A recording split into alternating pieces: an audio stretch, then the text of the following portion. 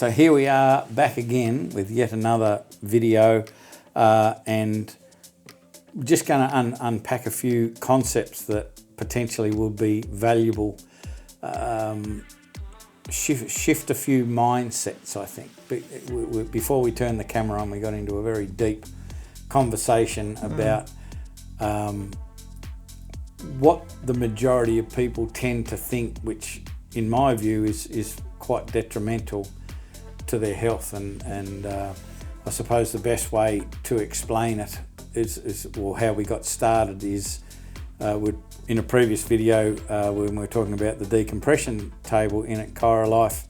I mentioned that the reason I found out about it is I had a dropped foot, and in my mind the pain and the discomfort and the weakness was in the foot and the ankle area, so that's where I assumed the problem was. But the problem was actually a nerve supply, which was created by a problem in a disc in the lower back.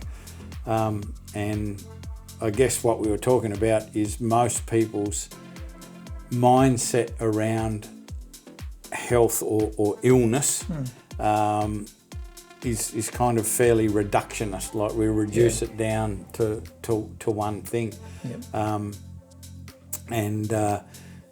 I started talking about stuff that I'd read about years and years ago, where doctors actually used food as medicine. And so we sort of started to get into this discussion, which we thought was worth recording and sharing with you, about what if you changed your mindset around your own health to make sure that you were taking care of at least these 5 or 6 different things that we've talked about in another video, which one was, Water. If you've got a problem, hydration, are you getting quality Sleep. Nutrition? Yep, nutrition's good. Yep, the next one. What are you going to say? Oh, you're going to say sleep. Are you? I've got them in a different order. Yeah, rest. Again, the quality of rest. Yep. You need quantity and quality. Yes, you do. And then there's like mental and emotional health. So eliminating stress. Yeah. It's a major energy drain. Yeah. And then involved in that was you've got to move. You've got to at least walk regularly or something like that. You don't know that you have to punch the big weights, pump the big iron, and all that sort of stuff. But weight-bearing exercise is important. And then we talked about chiropractic, the alignment of your spine to make sure that the communication between your brain and your body isn't compromised. Yeah. And if any one of those is out of balance, or if you haven't ticked that box, and so we just wanted to unpack those ideas about back in the day, before we were sort of overtaken by here's a problem, which is actually a symptom. Let's say a rash. You've got a rash on your skin. You go to the doctor and the doctor says, here's some ointment to put on that rash. Yeah. Rather than asking, well, what's at the root cause of it? And the doctor probably won't ask you, are you getting the right amount of hydration, sleep, spinal alignment, mental and emotional health, and nutrition. And exercise. Yeah. And those things are, back, as you say, back in the day, before, prior to the 1890s, doctors were more homeopaths and naturopaths. Yeah. And they were interested in that. And back when medicine started, back with Hippocrates or Hippocrates or whatever you want to call him, he said, that you, as he said, your food should be your medicine. So there are basics that you need to get in line first to be well, and we often drill down into the thing we don't like and look for the fix for the thing we don't like. And meanwhile, even if that does work in getting rid of the symptom, we then end up going forward with all of the things all the problems in place that allowed that to happen. And that will just show up in some other way somewhere else. So like one of my children had really, really bad eczema when they were born, and we ended up putting them in a straitjacket so they wouldn't scratch themselves to pieces. And he would get his hand out and it'd be up here. And he would scratch him, so he scratched straight through his skin. There'd be blood everywhere. And we were given cortisone cream for that. And we did break at one point emotionally, mentally. We were at the end of our tether. We used it, and we got 2 nights sleep because but it just went away. The rash just completely disappeared. And you think and you think that's a solution. But what I knew from my training was that we'd just pushed the problem back into the body. And the body was trying to get rid of a problem, which we eventually did solve without cortisone. We didn't use it again, but it took righting a whole lot of wrongs in his body that needed to be fixed. Yeah. And so, yeah, for example, if you push a rash into the body using cortisone cream to suppress it, you'll often end up with it expressing in maybe irritable bowel syndrome or in asthma, another symptom of another expression on the what is still the outer surface of the body. You know, your bowels actually outside your body and so are your lungs. Even though they feel like they're inside, they're actually outside. Yeah, so it's always good to listen to your body and then try and make sure that all those basics are in place. And you were just mentioning, though, that there are some times when, you know, there are situations where that might be a little bit on the edge with that as well. You know, with we were talking about extenuating circumstances. Yeah. So I mean, yeah, we're just really talking generally here because there might be something else that is causing the problem that you're experiencing, and all we're suggesting here is just, you know, if you've got these half a dozen boxes of rest and hydration and nutrition, etc., tick them first. Just tick them first, and then you know, if the problem persists, Yes. then you can start to look for some of the more, you know, detailed or I don't know what word. Reductionistic approaches. Yeah, exactly. That was exactly the word I was looking for. Yeah.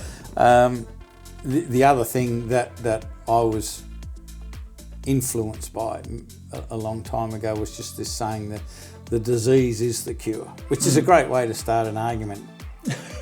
Yes. At a social event, if you're looking for a way to start an argument at a social event, is pull that one out.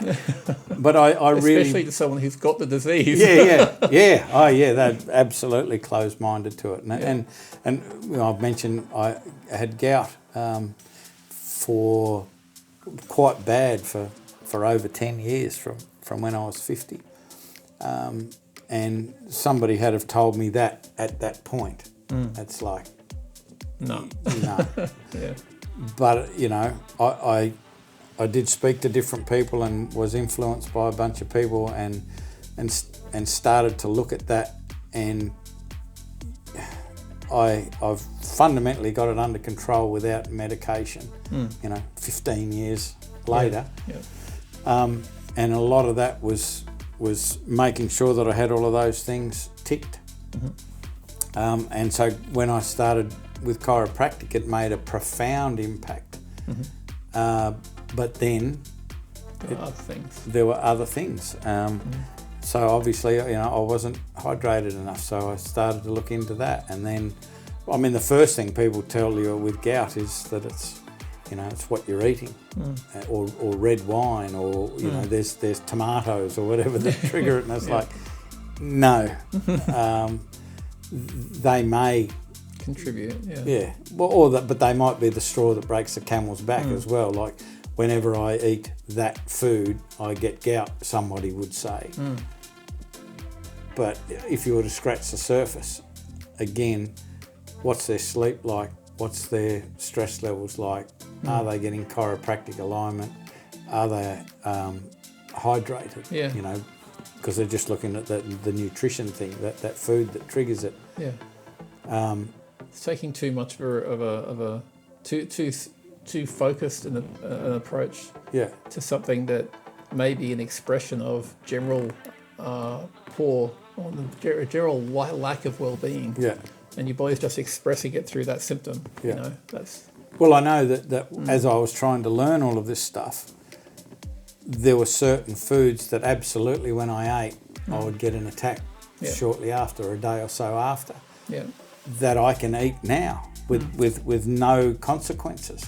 And what I found was a major contributor was the gut biome. Like I had to repopulate the gut with the good enzymes and all of that sort of stuff. Yep. Good bugs, get rid of the foods, like for an extended period of time I need to have absolutely no gluten, no dairy, no sugar. Yep. And repopulate the gut with better enzymes.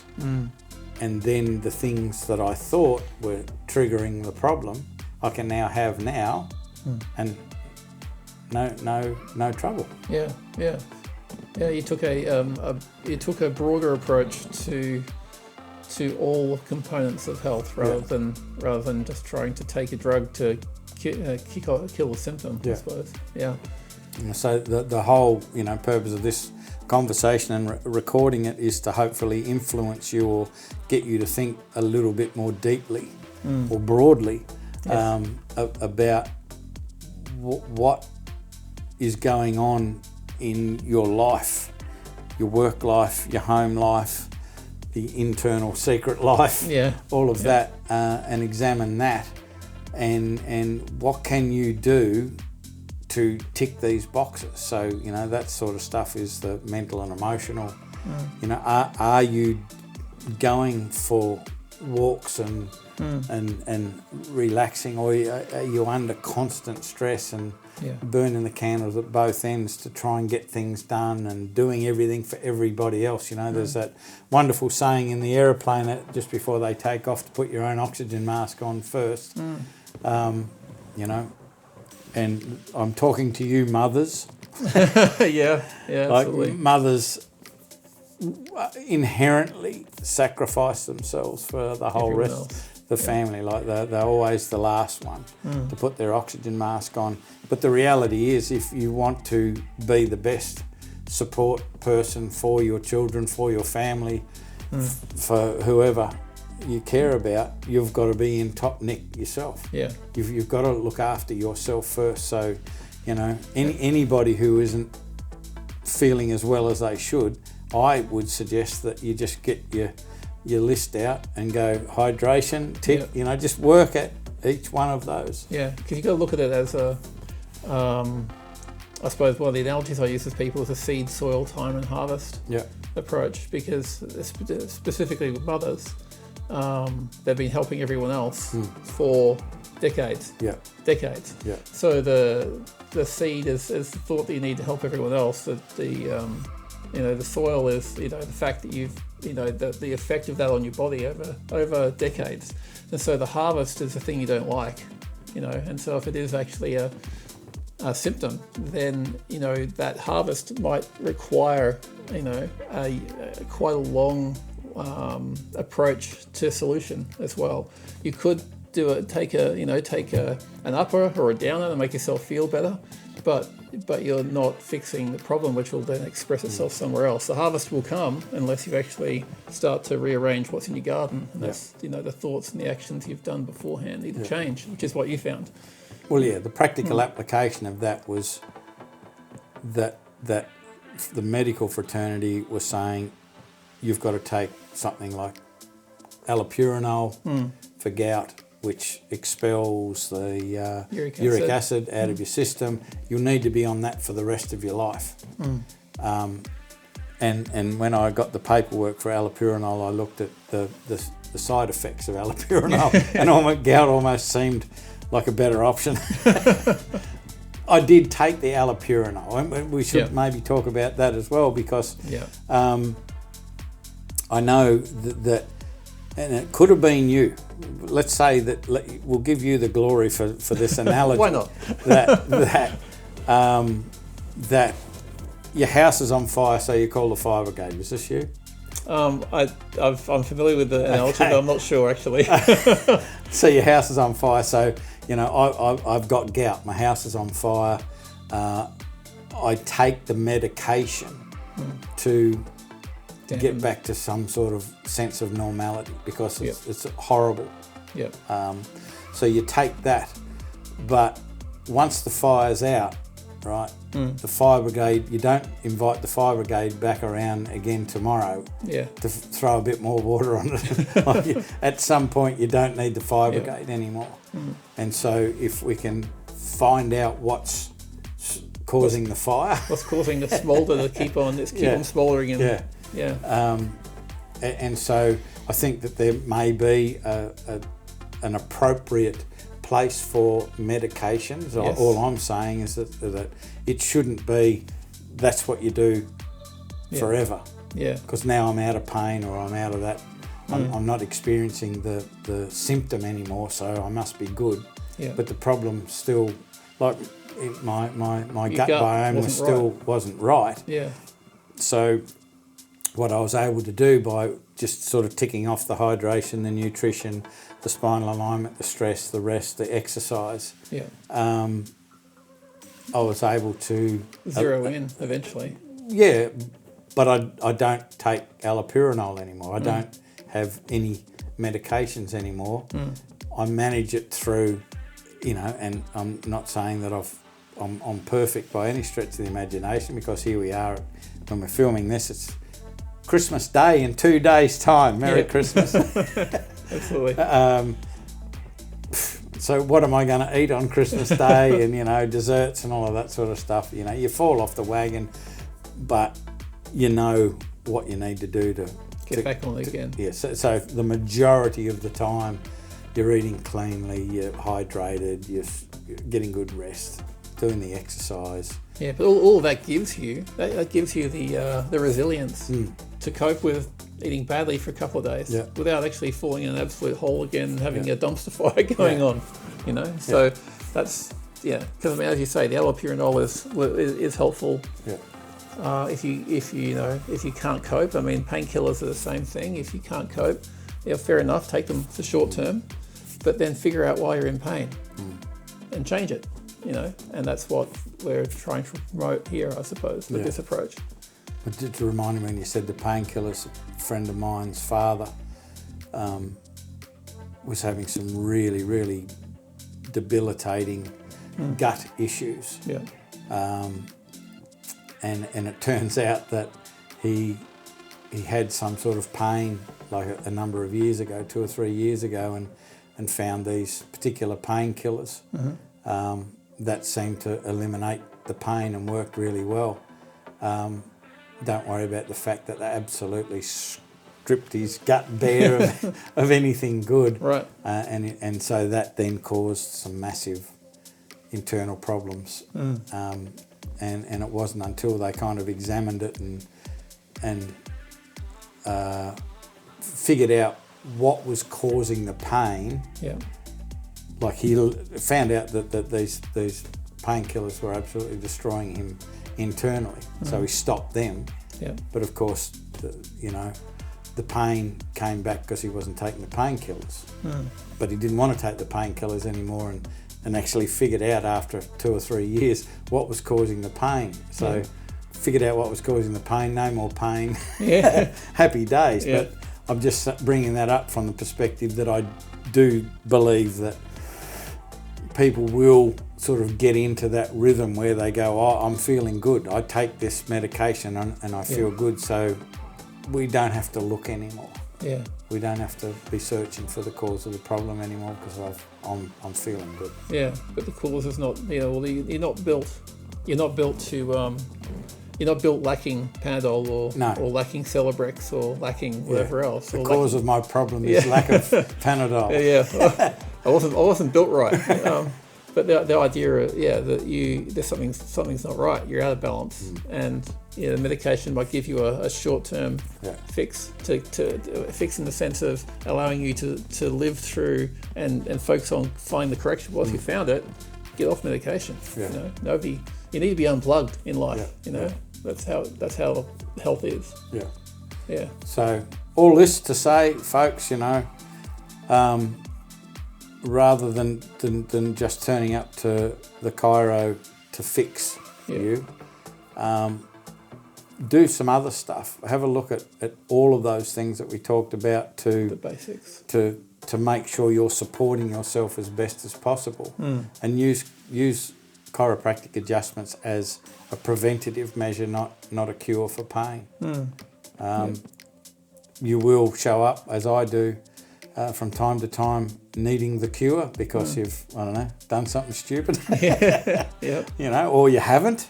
You've Yep. just sort of turned and yawned funny or whatever. Yes. And it's there as a cure, but I highly recommend it as a preventative approach. But for that to be valid, I think you've got to make sure you're ticking the hydration, nutrition, Exercise. rest, exercise, Mental, emotional. mental and emotional. Yep. Got it all written down there. Yeah. Just make sure you're ticking all of those boxes before you And reach for the pill box, I guess. Yeah, absolutely. Yeah. Cool. Hope that's helpful. Hope it got you thinking a little bit out of the box. And as we've said in all of these other videos, if you got any questions about any of that sort of stuff, just reach out to the team at ChiroLife and ask your questions. Can I just add one last thing there? Because I just had thoughts in my head about some of my more anxious patients. Okay. Because if they see this video, they'll go, "Oh, I'm missing something. What aren't I doing?" And they'll get anxious about it. Right. So the whole point is, Isn't that the mental and emotional one? it is. But they tend to go down that track. They tend to become quite overly concerned about being wrong.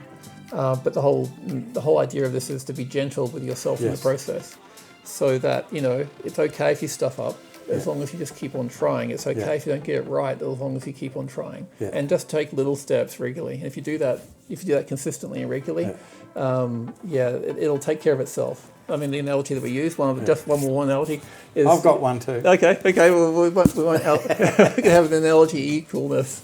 But I mean, it's like turning an oil tanker. Your health is like turning an oil tanker, and you can push the rudder hard right, and you're not going to turn in the short term. But if you keep holding it right with little changes regularly, your health will turn. But just put that mindset in place so that you are more gentle, slower, consistent, methodical. You'll do really well. Yeah. What popped into my head when you said that, and people might get a bit stressed out about they're doing something wrong or what have you. Yeah. I'm wearing this thing called a Whoop band at the moment, which gives me trends in sleep data. Whereas previously I was wearing an Aura ring, which gives you very detailed daily data. Yeah. And I was working with a health coach at the time, and we were looking at the sleep data, and he's going, "Oh, you like that," and I'm sort of starting to worry about my sleep data, and I was making sure the room was darker and quieter and cooler, and preparing with a hot shower and not eating, late, and all of this sort of stuff. Blue and green light out of my eyes for the hour before I go. Everything. Yeah. And the sleep data's getting worse because I'm going, oh my God. and as soon as I took the ring off, and I got this thing instead, which just sort of gives you trends like over a month. Yeah.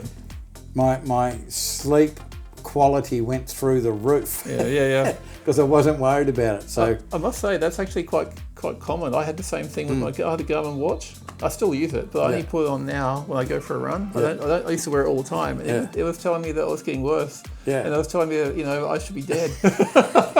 So when I sleep poor, my body battery was at 2. It's like I was getting really stressed, and so I just thought, this is stupid.